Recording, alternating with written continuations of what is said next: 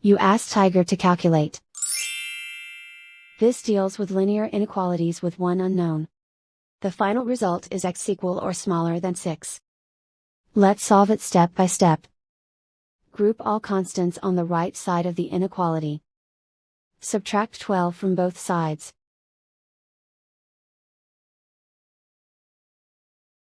Simplify the arithmetic.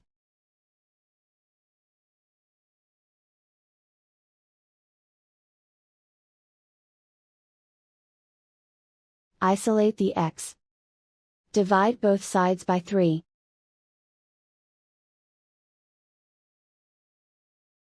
Simplify the fraction.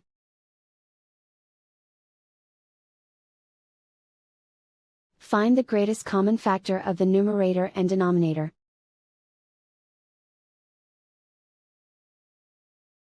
Factor out and cancel the greatest common factor.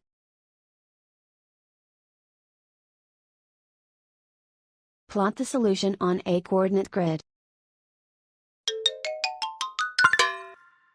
And so the final result is x equal or smaller than 6.